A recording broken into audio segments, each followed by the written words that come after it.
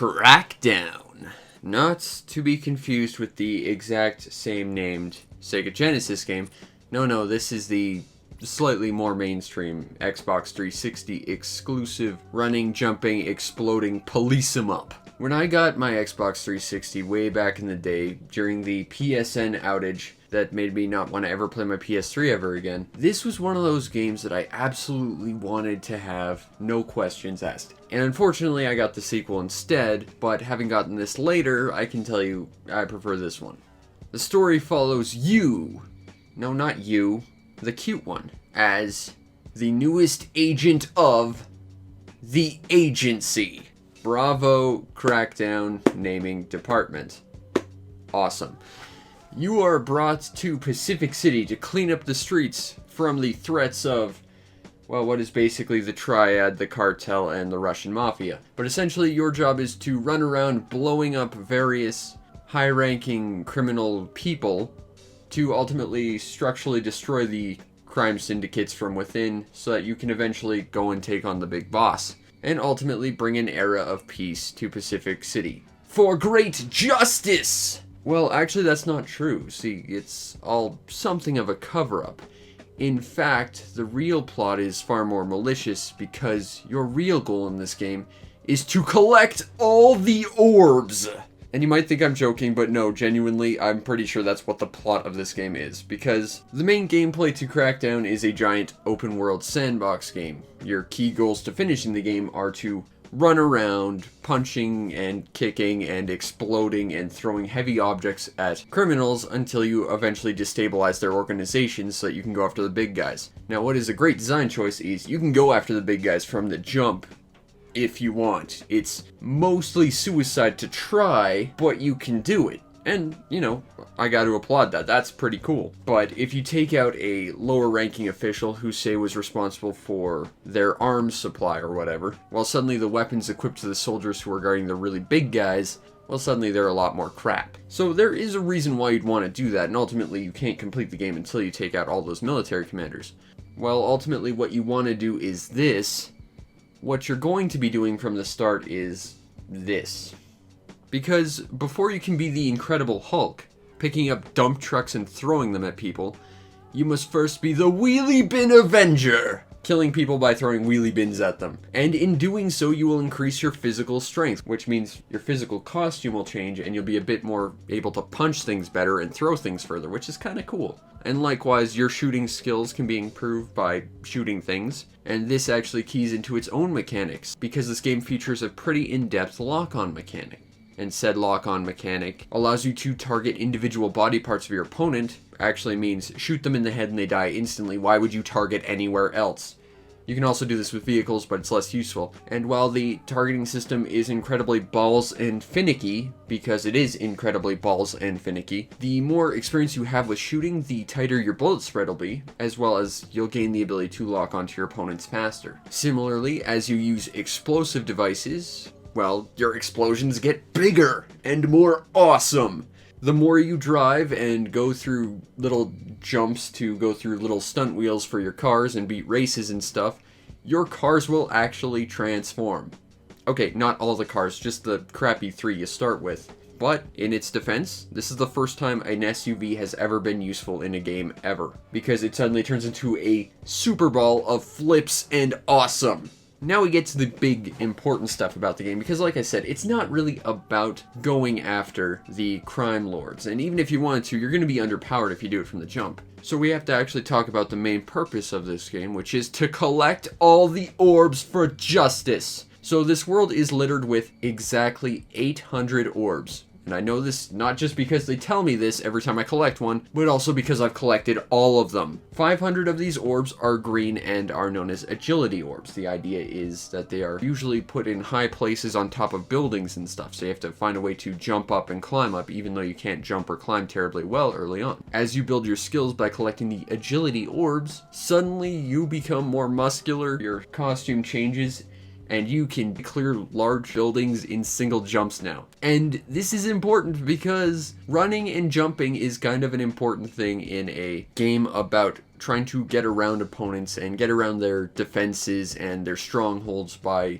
outmaneuvering them and outwitting them. So while you might see a crime lord on top of a roof, well, suddenly you can just jump over the roof and suddenly you can avoid that entire courtyard ambush you would have otherwise had to walk through and get murdered to get to them. So there is a key focus on building your character. And because there's about 5 or so different stats you can build into, if you have a focus on driving or you have a focus on shooting instead of explosives, you can work on that instead of working on the others. On the other hand, you could collect the other 300 orbs known as hidden orbs, which are blue, and when collected they provide a boost to every single stat. Not much of a boost, mind you, but still some of one. And if you're really bored of shooting things and making things explode, well, first of all, what's wrong with you? But second of all, you can go collect hidden orbs. And there's a lot of them, and some of them are ridiculously well hidden. Which kind of brings me to one of the things I really like about this game, which is they did the open world aspect really well. Because, first of all, it kind of reminds me a lot of Just Cause 2, in the sense that it's a huge open world that you're just all over the place in. Because again, while there's no helicopters or jetpacks or anything, you gotta get the second game for that, you are jumping all over the place in this game. You're going to be ascending rooftops to get advantages on your enemy, and to collect all the orbs, and to go through races to boost your stats and stuff. Basically, if you're walking around on ground level, you are playing this game wrong. And I'm sorry to tell you this, because another great theme in this game is ascension. You're going to be ascending the ranks as a character, but you're also going to be ascending this physical city and explore it in a 3-dimensional space, and that's a really hard thing to develop in terms of a great sandbox is to develop it in 3 dimensions. A lot of open world maps tend to just work as a flat plane that you walk around on, but to develop one that works in 3 dimensions, brilliant. But the comparisons to other great open worlds doesn't end there, because now I have to compare it a little bit to Saints Row 2, in the sense that not only is it a great game on the macro scale, but also on the micro scale. Because similar to Saints Row 2, this game has tons of little hidden areas, and like I mentioned with the hidden orbs, they are well hidden. And you're going to discover that if you try and collect them, because there's tons of little secret areas and little nooks, and there's like this hidden cave on the beach that has like 5 hidden orbs in it that's also a shortcut to one of the crime bosses. And if you just don't explore, you'll never find it. Seriously, the open world of Pacific City is amazing because every different district has its own unique flair and feel and personality, and it's great on a grand scale of 3-dimensional space, knowing that your characters are going to be actively jumping around to explore it, but it also understands how to find small, intimate spaces that make you really kind of appreciate the detail that went into this world. Only thing I don't like about that, though, the camera cannot handle interior spaces, and there aren't a lot of them, but I think that's kind of a shame. They could have allowed you to explore more of the city just by exploring interiors, if they fixed that camera and had something of value to show you in exteriors, of course. But gameplay-wise, Crackdown is basically this giant, crazy sandbox of running and jumping and exploding and shooting, and even when you start out really crap, it's just fun to develop your character. If you want better guns, you have to go out and get them from the enemy. If you want to be able to really explore this city in all of its grand vertical glory, you're going to have to learn how to jump by collecting orbs. If you want to learn how to punch things really hard, then you're going to have to start smacking things with wheelie bins, which that is ridiculously fun, by the way. Just go do that. It's fun. Basically, Crackdown is an open world sandbox that has tons and tons of toys, and it's just fantastic to explore them.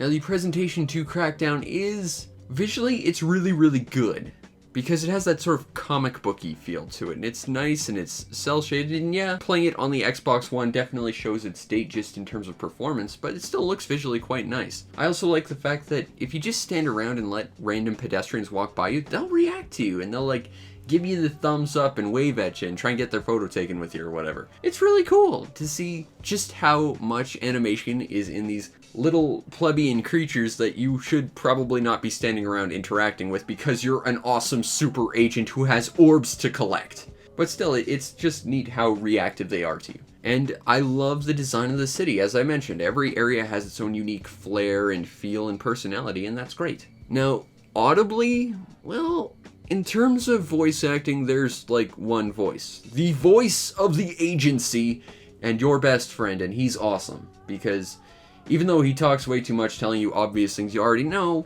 I like that he just makes fun of you when you screw up and stuff. He seems like a cool guy. And he's well acted.